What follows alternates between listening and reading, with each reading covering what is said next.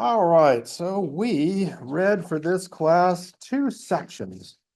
Section 7.3 was called How Language Shapes Humans.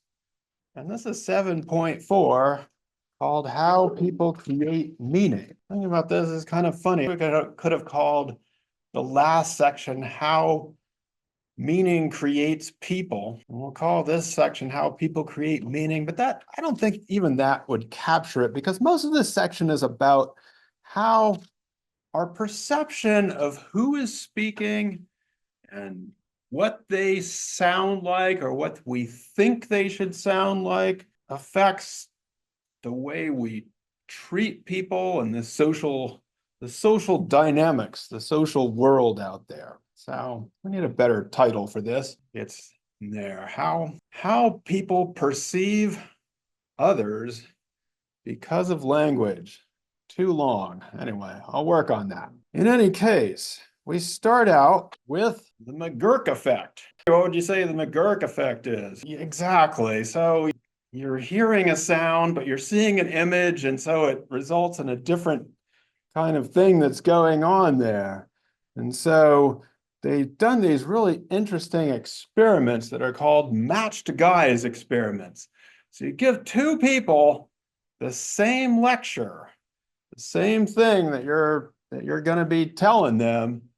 And with one group of people, you show them a picture of let's just say, with one group of people, you show them a picture of a white woman.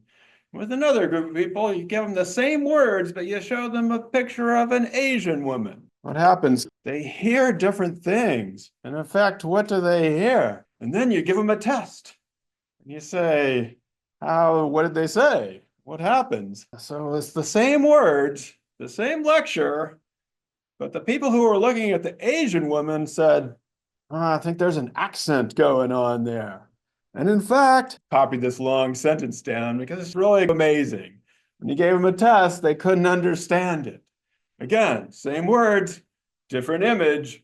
Some people said, I can't understand what's going on. Now, again, like I said, this has particularly kind of bothers me more because some may have mentioned my wife is of Korean ancestry. She was born in New York City, so her English is better than mine. Very good New York style English. But this happens to her in the classroom where people be like, I don't know what that accent is. I don't know.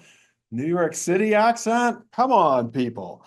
So it's kind of it's bothersome. I have this Montana accent, and I seem to be able to be understood. Now, what does that mean? Can we change this? Should we just only have white people teach classes so that people can understand them? Is that the solution? No, what can we do? What can we do instead? There is actually a solution to this.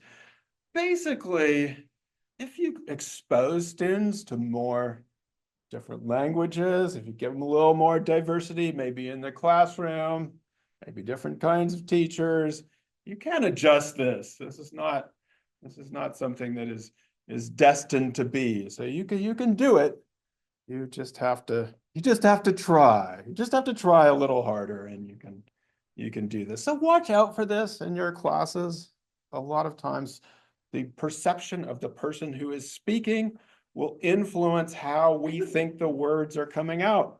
This is happening a lot to us with political figures, and people are painted as being angry when they're just talking. Your book refers to this as the study of ratiolinguistics.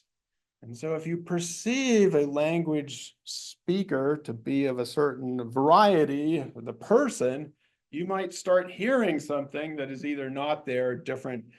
It gives you the example of a lecturer who only had a few minutes to get through his talk, and then a student asks at the end, like, how come you Latinos talk so fast?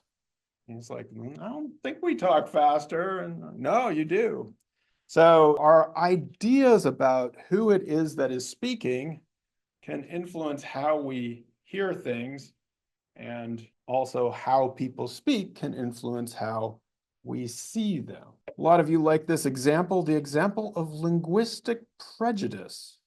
Linguistic prejudice. What's linguistic prejudice? I like that example. Just judging a book by its cover, right? So it's not probing into what's being said. It's just, yeah, it's just, I'm going to judge you based on what I think you're saying. So they give us the example of Disney. What happens with these Disney characters?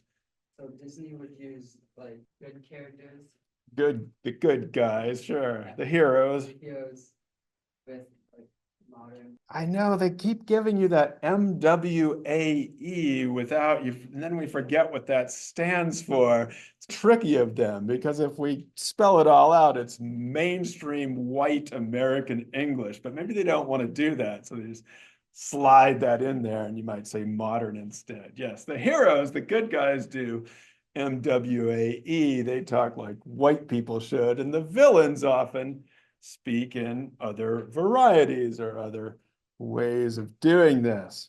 So, yeah, there's the Lion King, which we've all seen, been forced to see. We have children. What happens to those children? Yeah, there it is. I shouldn't have shown my kids the Lion King. I was just giving them all this stuff, just seeping it right into their education. That people who speak mainstream white American English are the good guys, and others are the bad guys. So the end section builds on this a little bit, the idea that we judge a book by its cover, that we linguistically profile people, and that leads to different forms of discrimination. So it begins with something, an interesting, just technical term for what people do or what people can do in their daily life, which is called code switching. Technically, code switching is just when you are moving between two or more language varieties. And yes, it's usually based on who you're talking to, right? Who your audience is going to be.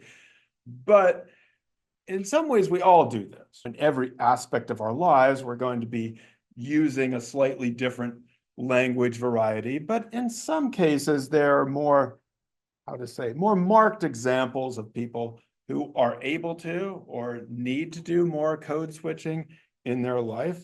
And John Bao is pretty good at doing it. And so he was studying this idea of linguistic profiling. So how, when you hear somebody talk, you're going to think about who they are and what you want to do with them. And he was calling people up on the phone and he'd code switch between mainstream white American English and Black English, or maybe Mexican style Spanish English. And he would talk to people about getting a loan or getting a job or getting a house, renting a house. What did he find? People made different assumptions based on what type of English they speak. Yeah, basically, these gatekeepers made different judgments about a caller. The quoted cost of the same apartment rental was higher for a Black English speaker and lower for a white English speaker. A job described as already filled to a Mexican style speaker was still accepting applications from a white speaker. So yeah, they made some judgments here, which then led to, oh yeah, that's going to cost you more. Or, no, we don't have any jobs here. So it was an interesting experiment. Seeing this, you see this happen in people's lives, and it can be frightening sometimes how much people do this when they're gatekeeping things like jobs and houses and those things.